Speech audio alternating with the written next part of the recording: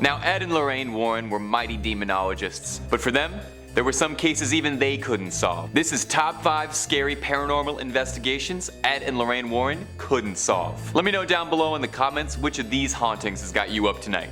Let's dive on in. Number 5. The Borley Rectory. The Borley Rectory is an old London estate that has the unique distinction of being considered the most haunted building in the United Kingdom. No big deal or anything.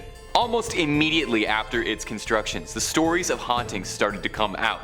A local legend says that in the 12th century, a priest and a nun had an affair, and when they were discovered, the nun was bricked up and left to rot in the nearby church.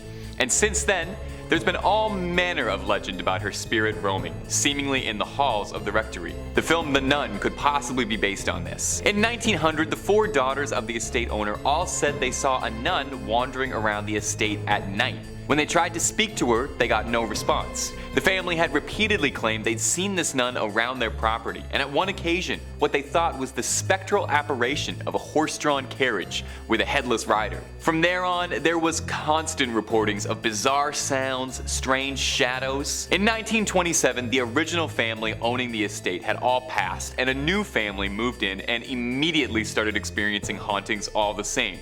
The new family, the Smiths, discovered a human skull in the cupboard in a brown bag shortly after unpacking. They reported poltergeist behavior like unexplained footsteps, lights flickering around them, and the same sightings of headless specters. After only 2 years, the Smith family left the rectory, unable to deal with the hauntings present. The next family, the Foysters, experienced, well, wouldn't you know it, all the same things.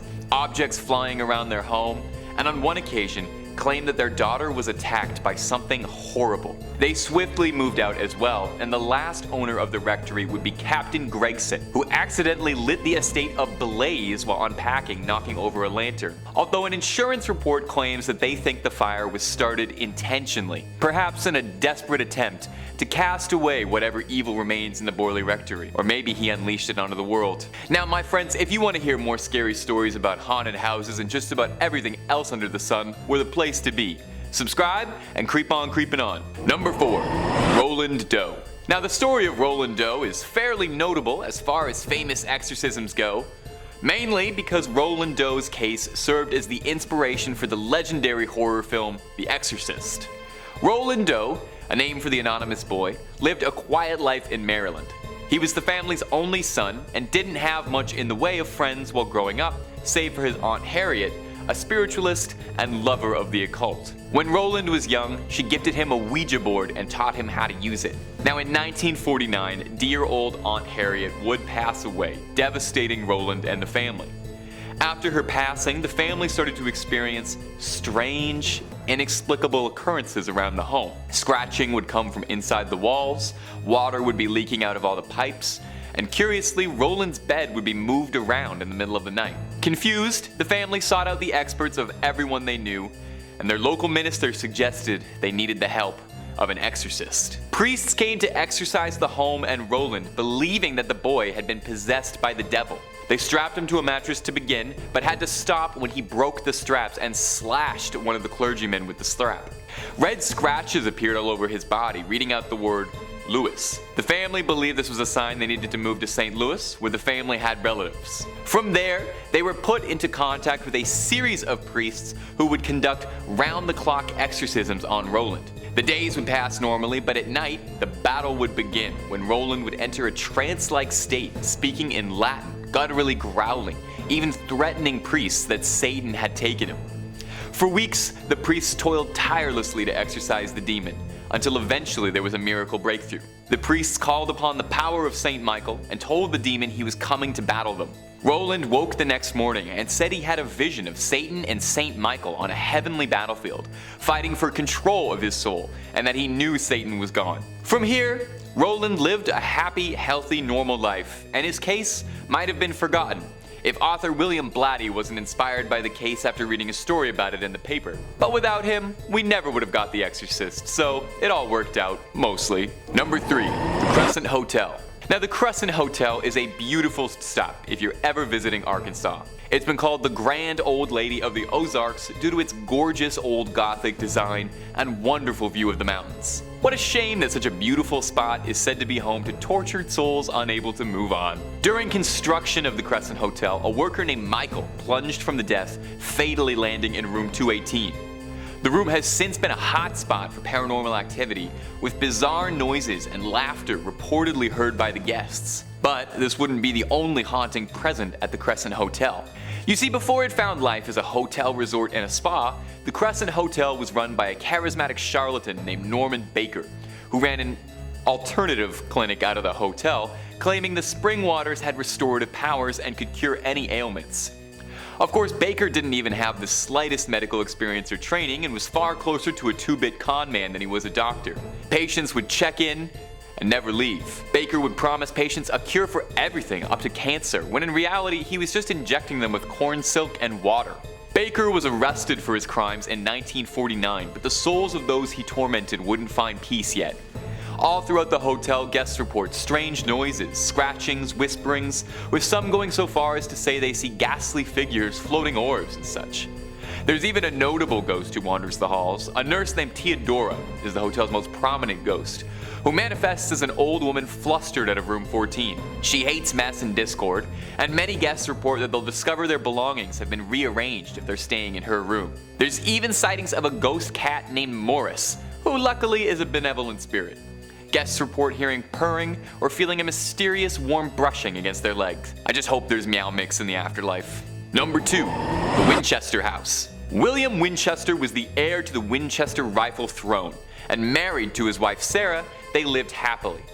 They welcomed a daughter, although tragically she fell ill immediately and passed before her first birthday.